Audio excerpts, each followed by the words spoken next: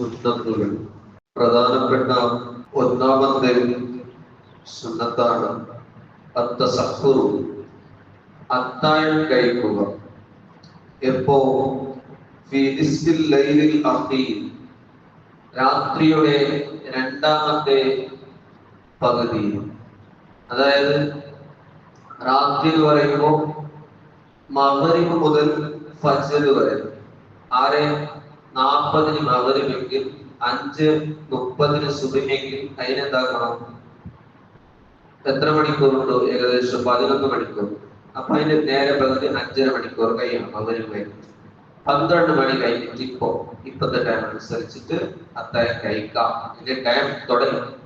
പക്ഷേ അത്താഴം കഴിക്കേണ്ടത് രണ്ടാമത്തെ സുന്നത്ത് പറയുന്നത് തഅഖീറു തസഹുരി, അത്താഴം കഴിക്കുന്ന പിന്നിക്കൽ സുന്നത്താണ്. ഏതുവരെ? ഇലാ അൻ യബ്ഖാ മിനൽ ലൈലി ഖദ്റ 50 ആയ. സുബഹി ബാങ്ക് കൊടുക്കാൻ ഇനി എത്ര സമയമുണ്ട്? 50 ആയത്ത് ഓതിയാൽ ബാങ്ക് കൊടുക്കും. അത് പണ്ടത്തെ തങ്ങളെ ആ ടൈമിൽ ആ സമയത്തെ കണക്കാണ്. ഇപ്പത്തെ കണക്കനുസരിച്ച് ഏകദേശം 20 മിനിറ്റ്. അപ്പൊ ബാങ്ക് കൊടുക്കാൻ 20 മിനിറ്റ് ഉണ്ടു എന്ന് പറയുമ്പോ ഫുൾ സ്റ്റോപ്പ് ആക്കാം. അതിന് മുമ്പ് കഴിക്കാം. അപ്പൊ നല്ലത് ഏത്? 1 മണിക്ക് 2 മണിക്ക് 3 മണിക്ക് അത്താഴം കഴിക്കുന്നതിനേക്കാൾ നല്ലത് ഇപ്പൊ 5:30 മണിക്ക് വാങ്ങി 5:10 നിർത്തുന്ന പോലെ. അപ്പൊ ഞങ്ങൾക്ക് എത്ര സമയം വേണം? ഒരു 1/4 മണിക്കൂർ വേണമെങ്കിൽ 4:50 തുടങ്ങാം, 5:10 നിർത്താം. അല്ലെങ്കിൽ 20 മിനിറ്റ് വേണമെങ്കിൽ 4:50 തുടങ്ങാം, 5:10 നിർത്താം. അപ്പോ 5:10 ശേഷം ഒന്നും തിന്നാതിരിക്കാം. 20 മിനിറ്റ് ടൈം തിന്നാതെ എന്താക്കാം? ബാങ്കിന് മുമ്പ് അതിനെ ഫുള്ളായിട്ട് അത്താഴത്തിന് വരും. അതാണ് നല്ല സമയം. അത് സുന്നത്താണ് അത്താഴത്തിന് പിന്നിക്കൽ. ഈ അത്താഴം എന്നുള്ളത് ഒരേ വേറെ കുറച്ചിട്ട് എന്താക്കണം? വൈകുന്നേരത്തില്ല. പിന്നെ ഒരു മുറുക്ക് വെള്ളമുണ്ടെങ്കിലും മതിയാവും.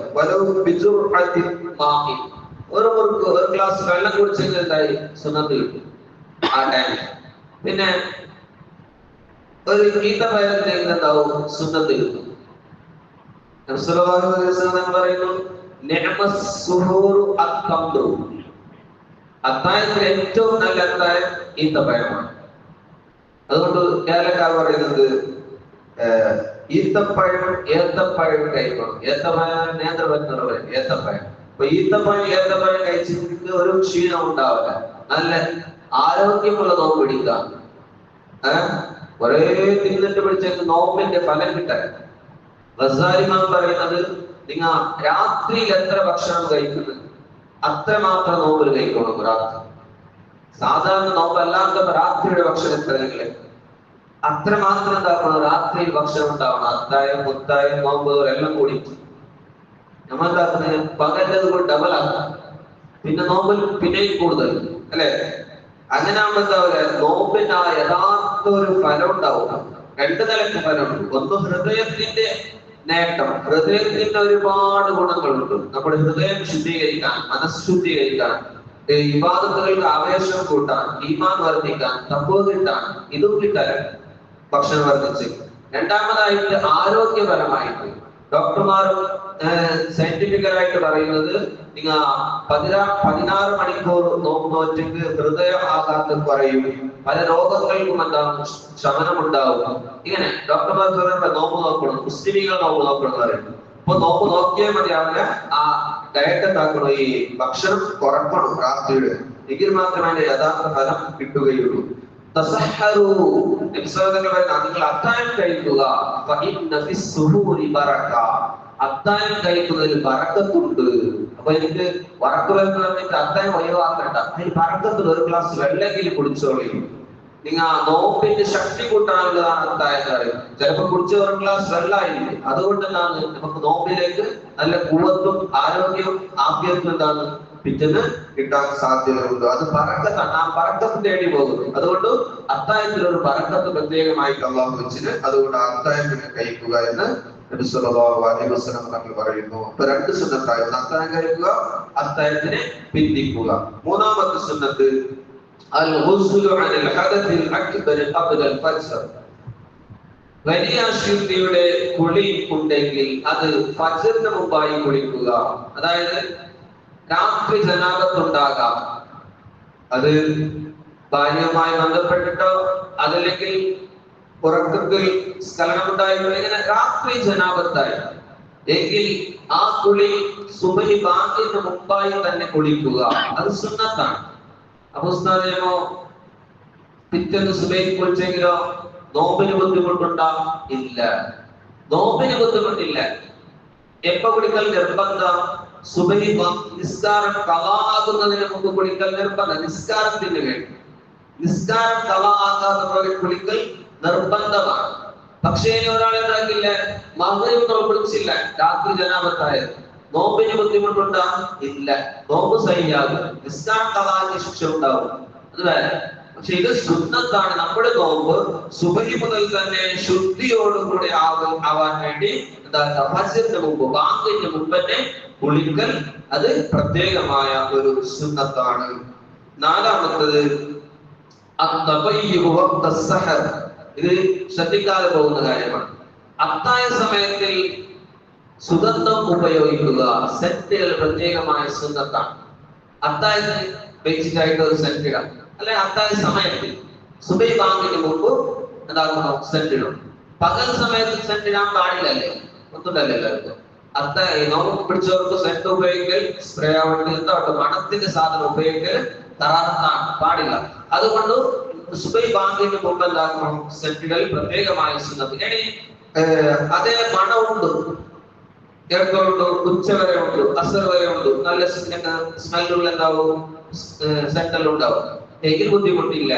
ആവണ മഗ്‌രിബ് തോന്നുന്നെങ്കിൽ ബുദ്ധിമുട്ടില്ല. പക്ഷെ ഇടുന്നത് എന്താണോ, സുബഹി ബാങ്കിന് മുമ്പായിരിക്കണം ആ സുഗന്ധം സെന്റ് ഇടുന്നത്.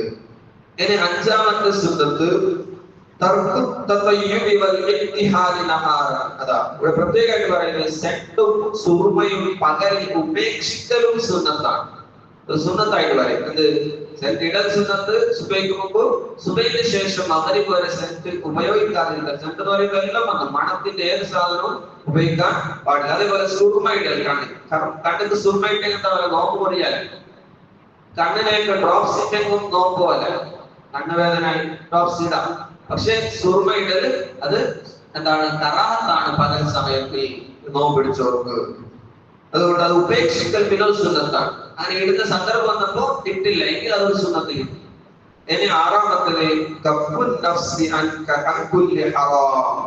എല്ലാ ഹറാമിൽ നിന്ന് ശരീരത്തിനെ തടഞ്ഞു വെക്കുക.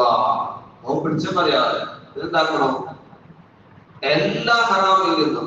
ഏതുപോലെ മഹാന്മാർ പറയുന്നതിന്റെ പള്ളയിലേക്ക് മാത്രം നീ നോമ്പ് കൊടുത്താൽ പോരാ, നിന്റെ കണ്ണിലേക്കും ചെവിയിലേക്കും നാവിലേക്കും കയ്യിലേക്കും കാലിലേക്കും എല്ലാ അവയവങ്ങൾക്കും നീ നോമ്പ് കൊടുക്കണം.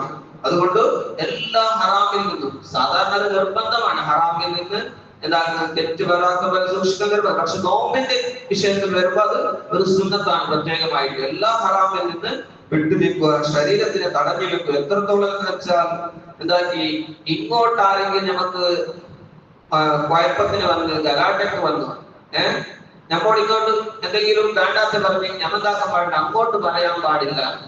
പറയുന്നത് നോമ്പ് എന്നുള്ളത് ഒരു പരിചയാണ്. നമുക്ക് ശിക്ഷയിൽ നിന്നും നരകത്തിൽ നിന്നും രക്ഷപ്പെടുത്തുന്ന ഒരു പരിച പോലെയാണ് നോമ്പ് എന്നുള്ളത്. പക്ഷേ അവൻ വെട്ടിത്തരം പ്രവർത്തിക്കാൻ പാടില്ല, അനാവശ്യമൊന്നും പ്രവർത്തിക്കാൻ പാടില്ല. നോമ്പ് നോറ്റവൻ എല്ലാ തെറ്റുകളിൽ നിന്ന് വിട്ടു നിൽക്കണം. ഏതുവരെ,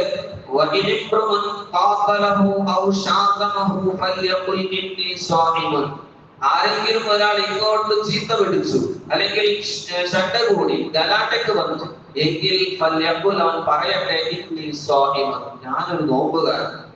ചിലപ്പോ എന്താക്കണോ, റിയാദ് എന്തെങ്കിലും മനസ്സുകൊണ്ട് പറയുന്നത്, ഞാൻ ഒരു നോമ്പുകാരൻ, അങ്ങനെ മനസ്സിൽ വരുന്ന മനസ്സിൽ പറഞ്ഞു മതി, ഞാൻ നോമ്പ് പിടിച്ച് എന്തെങ്കിലും ഗലാട്ടയ്ക്ക് വരട്ടെ, അങ്ങനെ മനസ്സിൽ പറഞ്ഞു.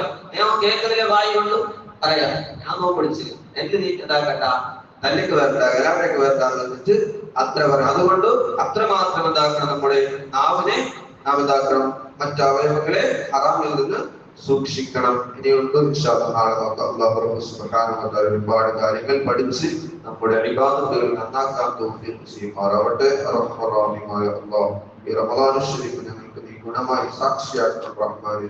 കേടായി സാക്ഷിയാകുന്ന